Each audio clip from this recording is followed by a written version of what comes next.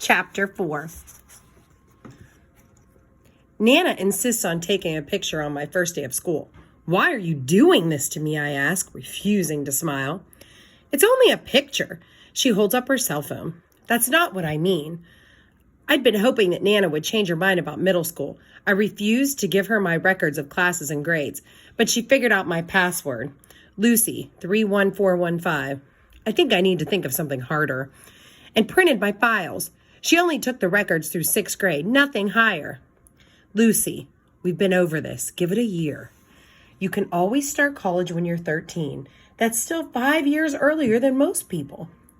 There's a 12-year-old boy starting at Cornell this month. Well, he obviously has a nicer grandmother than you do. College can wait. It can wait 1 year. That's it, right? Can I get that in writing? I slide my lightning bolt necklace under my t-shirt. I promise. She says it too easily. Give it 1 year and really make a good go of it. Make one friend, do one thing outside of these walls, read one book not written by an economist or a mathematician. 1 year, one friend, one activity, one book.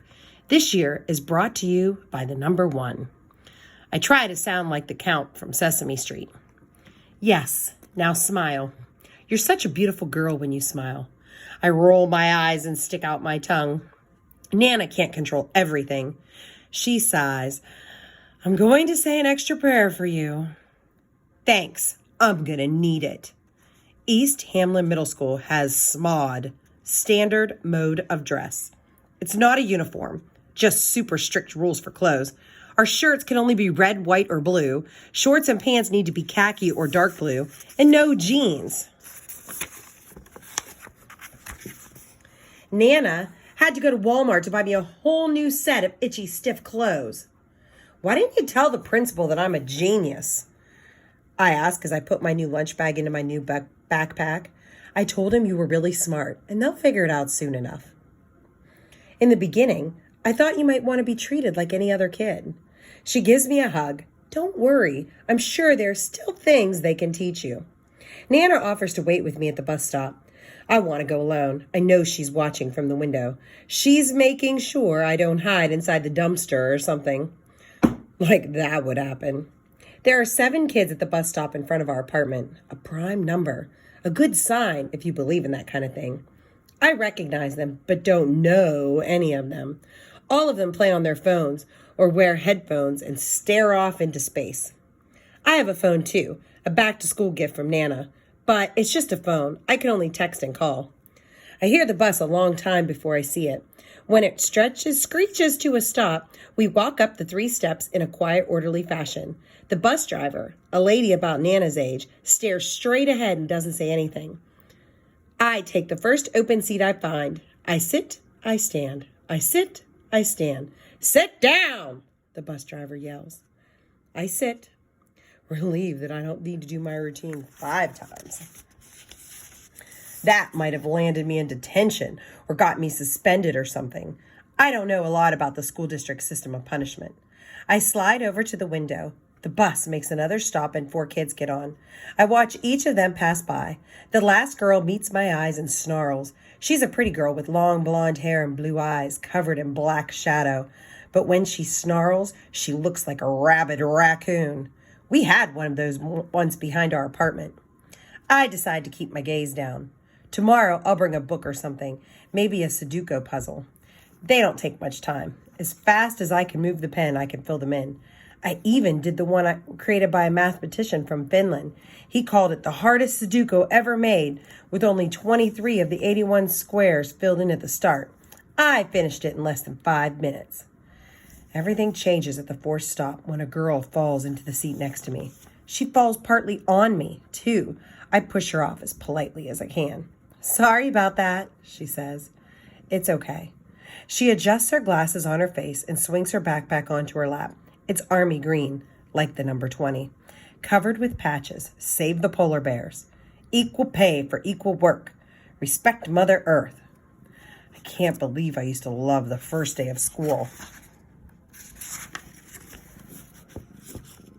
She says, like when I was in elementary school. But my sister was right. Middle school is...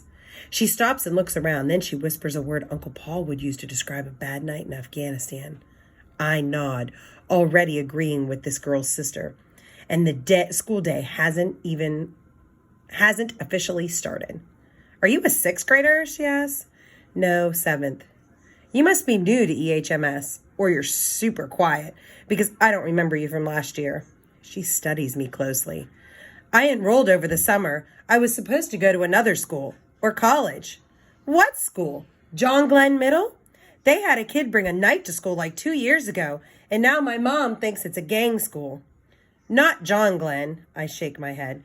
I'm in 7th grade too, but a lot of people think I'm in high school. The lifeguard at the pool this summer thought I was in 10th grade. She does look older, but 10th grade is a stretch. She has braces and brown hair that flips out at the end in a spiky way. Her hair doesn't normally do that. At least I don't think so. It's definitely cooler than my braid.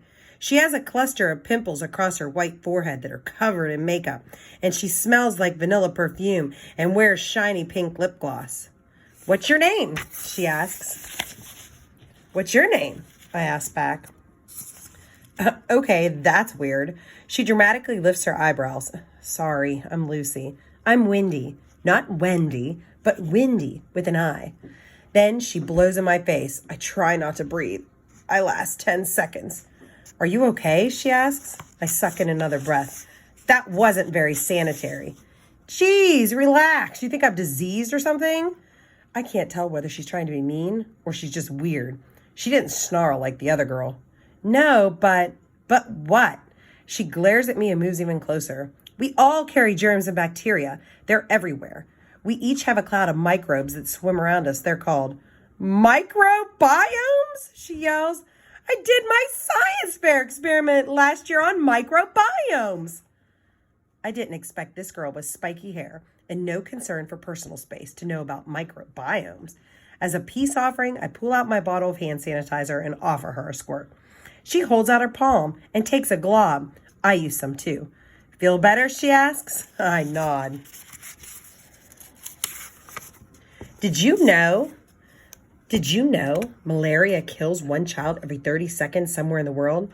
She raises her eyebrows again. Malaria is something to be afraid of, not microbiomes. That would be 1,051,200 dead children a year. Last year, I helped to raise enough money to send 120 mosquito nets to a village in Ghana, she brags. Wow. I don't tell her that she only helped 100% of the possible malaria victims. Math can be cruel sometimes. Who do you have for homeroom? She asks, suddenly changing topics. Room 213. I remember the room number, the teacher's name, Mr. Stoker.